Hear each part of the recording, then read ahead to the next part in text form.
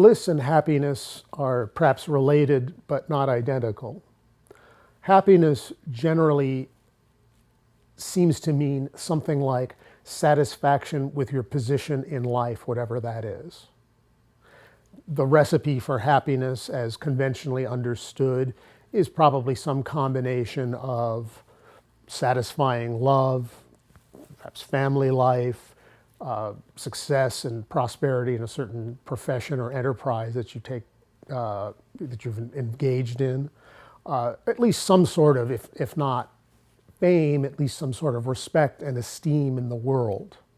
Those are some major components of happiness as conventionally understood. Obviously, things like physical health and well-being are part of it. Bliss is perhaps a subtler, more elusive, more ephemeral quality that it may be possible to be experienced quite apart from whether you're happy in life at a particular given time. If you read the descriptions of the mystics, various types of spiritual experience, people can sometimes have experiences of great bliss, even in the worst possible conditions, the worst possible circumstances, in conditions in which no one by any ordinary sense of the term could be called happy. For a long time, I think I misunderstood what bliss was, and by that very misunderstanding, I think I tended to miss it. My understanding of bliss initially was as of something orgasmic. And I realized fairly recently that that kind of bliss is not entirely what's being meant. That the experience of bliss in a spiritual sense is often much subtler. It's much lighter in a sense. It's not necessarily overwhelming. It's a feeling of peace, of relaxation, a sense that everything is all right, a sense that you can be aware. It's not a loss of consciousness. I think these are some of the key characteristics of bliss as kind of experienced from a spiritual point of view. I think many times we miss it because this bliss comes often in small moments or instants. And a lot of times, at least I had sort of been under the impression that it was meant to be something total, overwhelming, and permanent, which it doesn't really seem to be. It seems to be subtle and gentle and light. And I think that is one of the key aspects of bliss as presented in or experienced in many of the spiritual traditions, including those of the West. I think bliss is a possibility that's open to all of us.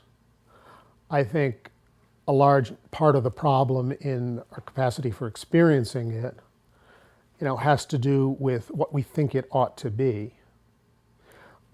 To speak of bliss versus happiness, you can see that happiness is conventionally understood has a lot of prerequisites. You can feel, and often, I think one often does feel, that in life a lot of things have to be set up or arranged right in order for you to be happy. If you associate bliss in this sense with it, in a sense you may never get there. Because how can you be blissful if you're worried about a job or a relationship or whatever else it is that one worries about on a day-to-day basis? There are still times, I think, when through various, often meditative practice can be quite blissful in the sense that, in a sense, everything is let go, everything is released, even who you think you are is to some extent relaxed and forgotten.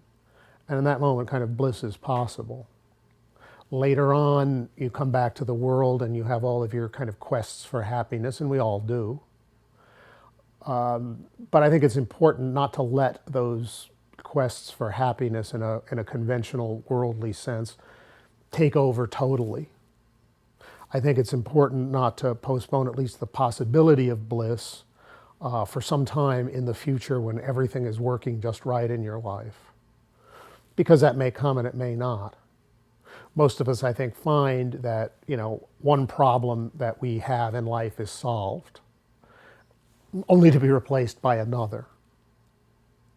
You can be looking for a job for a long time and then you get the job. Well, that's good, but then the job presents all sorts of problems. You wanted a love relationship for a long time. You found one, and that's great, but the relationship has its share of discontents and problems. Life is always a set of problems. Life, you could almost say, sometimes seems to be made of problems. So if you wait for these problems to end or get to the end of your list of problems, you're going to be waiting a long, long time, and bliss will be postponed indefinitely or permanently. Whereas if you sort of say, yeah, this is all here, life has got all of these vexations, but if you can quiet yourself and perhaps relax a minute, some moments, instants even of bliss, are much more readily available.